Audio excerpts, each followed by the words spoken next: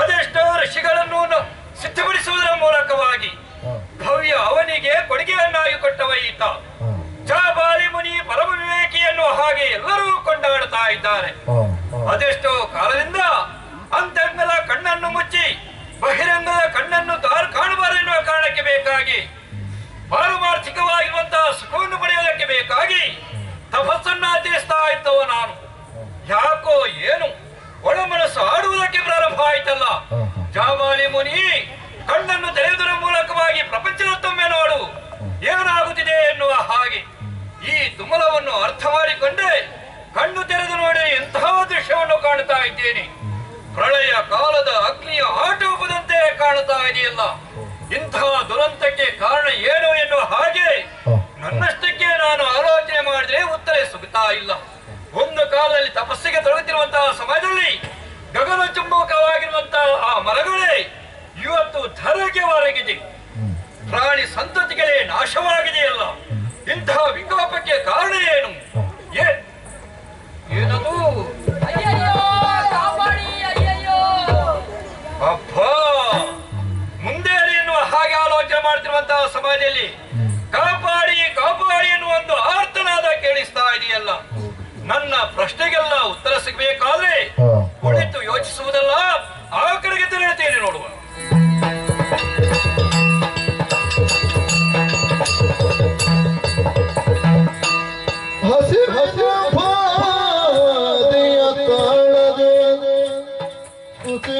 ಬಲ ಬರುತ್ತಂತದೆ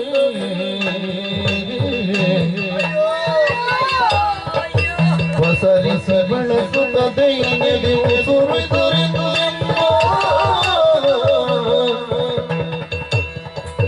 ಹಸುಗಳು ಮಾಂಸ ಕರುಣಿಸಬೇಹುದು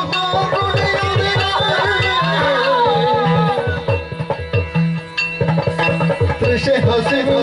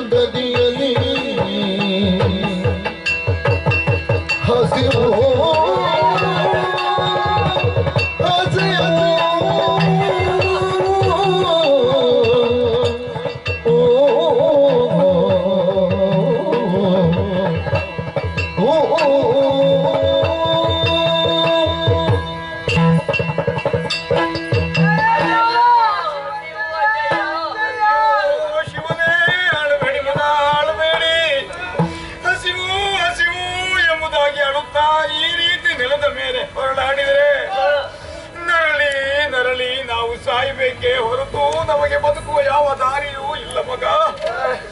ನಿಮ್ಮ ಈ ರೋದನವನ್ನು ಕೇಳಿ ಸಹಿಸುವುದಕ್ಕಾಗದೆ ಎಲ್ಲಿಯಾದ್ರೂ ತಿನ್ನುವುದಕ್ಕೆ ಗುಡ್ಡೆಯಲ್ಲಿ ಗೆಣಸಾದ್ರೂ ಸಿಗ್ತದ ಅಂತ ಹುಡುಕುತ್ತಾ ಹೋದೆ ಮಗ.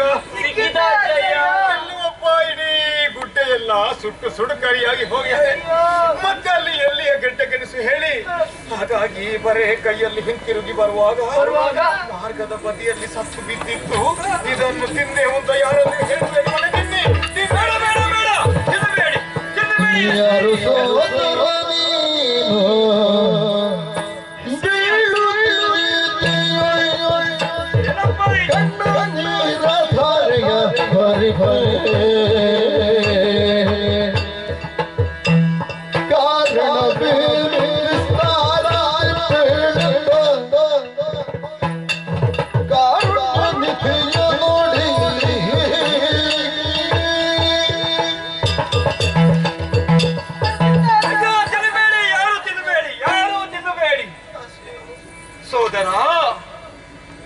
ಯಾಕಪ್ಪ ಕಣ್ಣು ಬಿಟ್ಟು ನೋಡ್ತಾ ಇದೀಯಾ?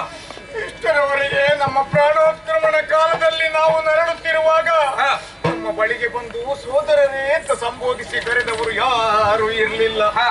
ನಮ್ಮಲ್ಲಿಯೂ ಇಂತಹ ಒಂದು ವಾತ್ಸಲ್ಯ ಇರುವ ತಾವು ಯಾರು ಅಂತ ಒಮ್ಮೆ ನೋಡಿದ್ದು. ಮುನಿ ಜಾಬಾಲಿ ಎನ್ನುವ ಹಾಗೆ ನನ್ನನ್ನು ಕರೆಯುತ್ತಾರೆ.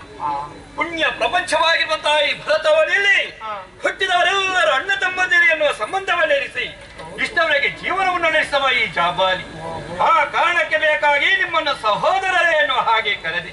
ಅವರು ಒಬ್ಬಿಬ್ಬರಾದ್ರೂ ಇದ್ದೀರಲ್ಲ ಈ ಭೂಮಿಯ ಮೇಲೆ. ಏನಪ್ಪ ನಿಮ್ಮ ಅವಸ್ಥೆ? ನಿಜವಾಗಿ ನಿಮ್ಮ ವೇದೆಯನ್ನು ಕಾಣುವಾಗ ಯಾಕೋ ಏನು ಕರುಳು ಕಿತ್ತು ಕೈಯಲ್ಲಿ ಕೊಟ್ಟಂತಹ ಸಂಕಟವನ್ನು ನಾನು ಅನುಭವಿಸುತ್ತೇನೆ. ಮನುಷ್ಯನಾದವನಿಗೆ ಹಾಗೆ ಕಾಣಬೇಕು, ಆದ್ರೆ ಮನುಷ್ಯರು ಈಗ ಕಡಿಮೆ ಆಗಿದ್ದಾರಲ್ಲ ಭೂಮಿಯ ಮೇಲೆ. ಕೆಟ್ಟು ನಾರುವಂತ ಈ ಮಾಂಸವನ್ನು ತಿನ್ನುವುದಕ್ಕೆ ಮನ ಮಾಡಿದ್ದೀರಲ್ಲ, ಇಂತಹ ದುರವಸ್ಥೆ ನಿಮಗೆ ಯಾಕೆ ಬಂತು? ಏನಾಯ್ತು ಎನ್ನುವುದನ್ನು ಸವಿವರವಾಗಿ ನನ್ನಲ್ಲಿ ತಿಳಿಸಿ.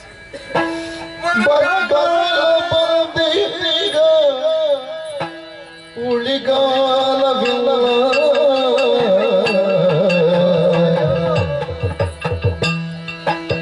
ತಿಂಬರೆ ಕೂಳು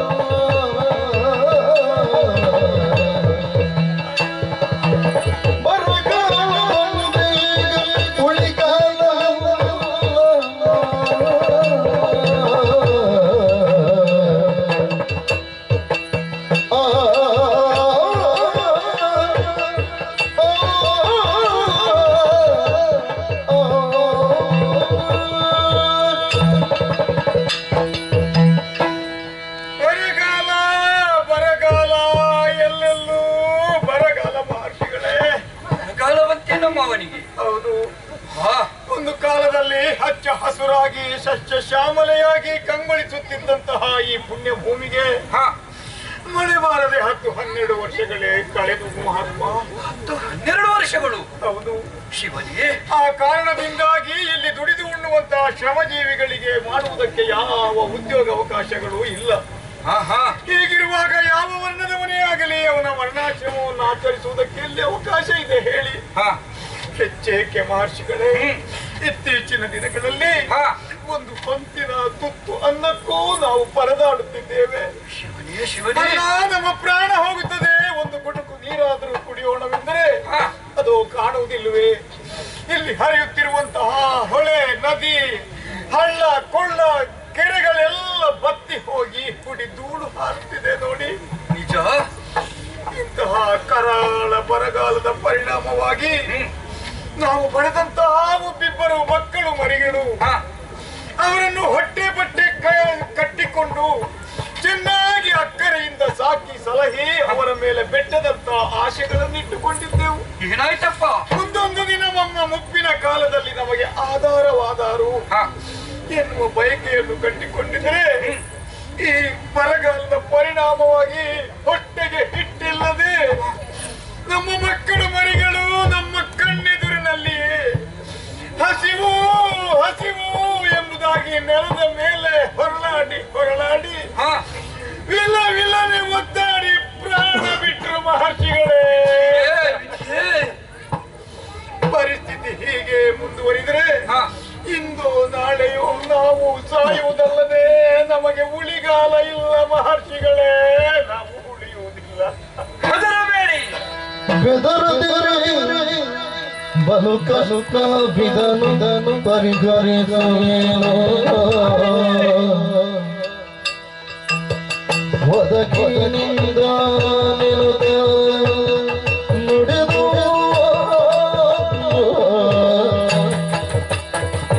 ಸದಯ ಯೋಚಿಸುತ್ತೆಂದ ಜನ್ಮ ಒಂದನು ಮಾಡುವೆ. ಸದಯ ಯೋಚಿಸುತ್ತೆಂದ ಇದಕ್ಕೆ ಸುರಥೇನು ಬೇಕೇಗ ಬೆದರದಿರಿ ಕಷ್ಟವಿದನು ಪರಿಹರಿಸುವೆನು.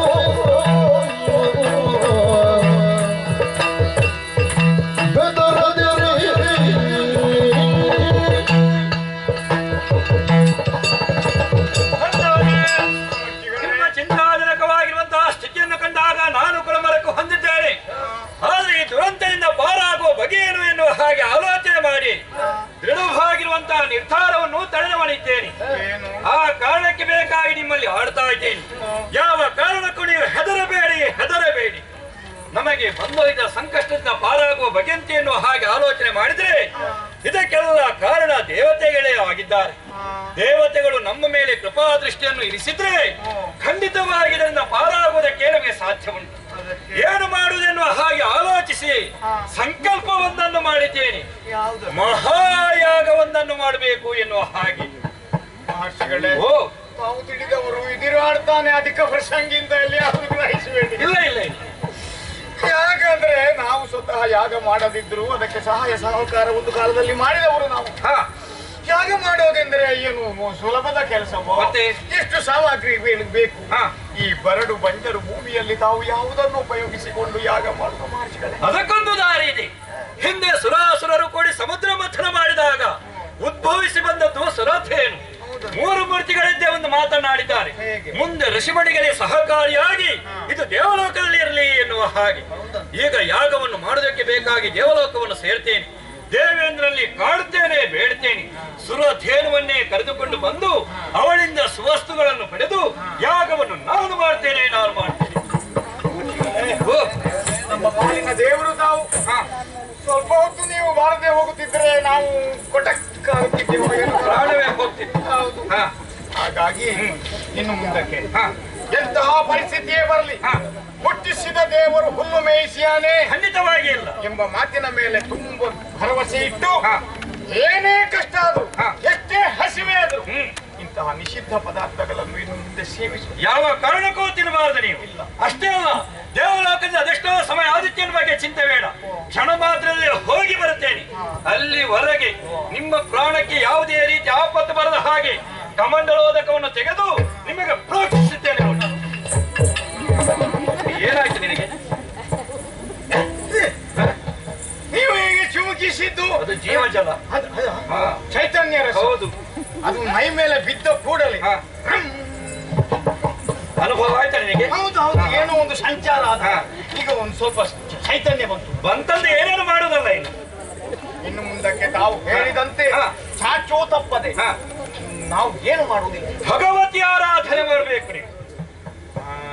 ದೇವರ ಸೇವೆ ಮಾಡಬೇಕಿದ್ರೆ ಉಳ್ಳವರು ಶಿವಾಲಯವ ಮಾಡುವರು, ನಾನೇನ ಮಾಡಲಿ ಬಡವನಯ್ಯ. ಗೊತ್ತಿಲ್ವ ನಿನಗೆ ಭಜನೆ? ನನ್ನ ಕಾಲೇ ಕಂಬ, ದೇಹವೇ ದೇಗುಲ, ಶಿರವೇ ಹೊನ್ನ ಕಲಶವಯ್ಯ ಅಂತ ಭಜನೆ ಮಾಡಿದ್ರೆ ಸಾಕು.